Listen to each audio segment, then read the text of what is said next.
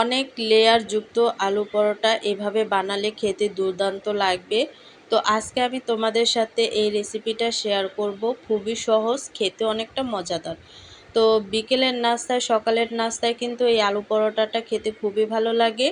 তো তার জন্য কিন্তু এখানে আমি আলু নিয়ে নিছি সিদ্ধ করা। তো এই আলুটাকে ভালো করে আমি চটকিয়ে নেব।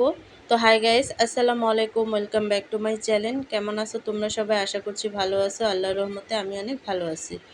তো গাইস দেখো, আলুটাকে চটকিয়ে নিছি। নেওয়ার পরে কিন্তু এখানে আমি অ্যাড করে দেব স্বাদ মতো লবণ, লাল মরিচের গুঁড়ো, আর হচ্ছে চাট মশলা, আর হচ্ছে সয়াবিন তেল।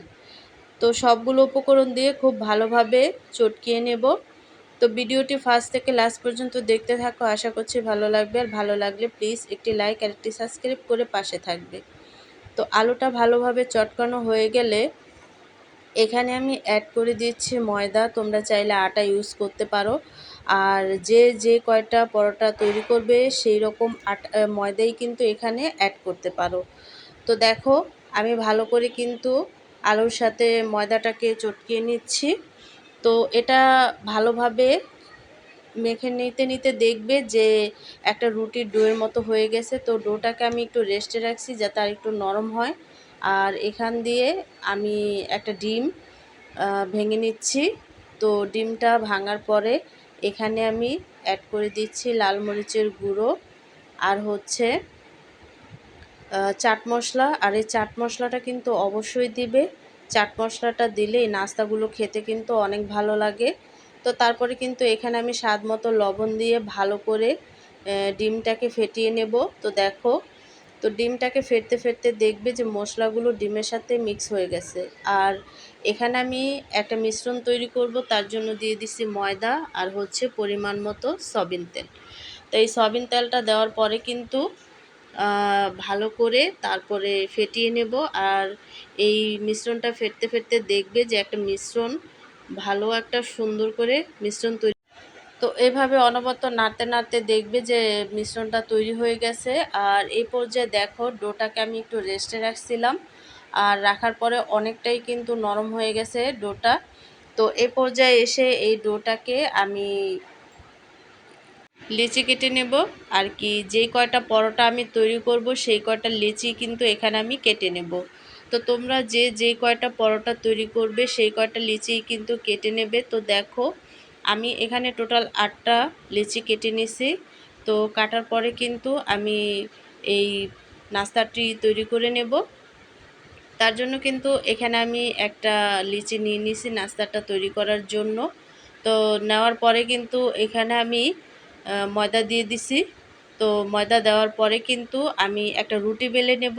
আর কি, যেভাবে রুটি এবং পরোটা তৈরি করি সেইভাবে করে কিন্তু একটা পাতলা রুটি বেলে নেব। তো দেখো, আর রুটি তো সবাই তৈরি করতে পারো। তো এইভাবে করে কিন্তু পাতলা একটা রুটি আমি দেখো বেলে নিছি। আর অনেকটা পাতলা করেই বেলছি। বেলার পরে কিন্তু সেই মিশ্রণটা আমি এখানে অ্যাড করে দেব। তো মিশ্রণটা দেওয়ার পরে কিন্তু হাত দিয়ে ভালোভাবে অ্যাপ্লাই করে দেব চতুর্পাশে। এই রুটিতে, পুরোটা রুটিতে কিন্তু আমি মেখে নেব। তো মেখে নেওয়ার পরে কিন্তু একটা ছুরির সাহায্যে আমি 4 কোণা করে কেটে নেব। আর কি, 4টা ভাগে ভাগ করে কেটে নেব। তো এভাবে করে, তো দেখো একেবারেই সহজ, তোমরা যে কেউই পারবে। তারপরে কিন্তু আমি 2 ভাজে ভাজ করে নেব। তারপরে কিন্তু আবার এটা 2 ভাজে ভাজ করে নেব। তো এইভাবে করে কিন্তু আমি অনেকগুলো লেয়ার দেব। আর এভাবে দিলে কিন্তু পরোটায় অনেকগুলো লেয়ার হয়। তো দেখো, তো এভাবে করে কিন্তু আমি সবগুলো পরোটা তৈরি করে নিছি। তো দেখো, তো এভাবে করে করে কিন্তু সবগুলো পরোটাই আমি তৈরি করে নিছি। নেওয়ার পরে কিন্তু এখানে আমি একটা লিচি নিয়ে নিছি পরোটাটা তৈরি করার জন্য।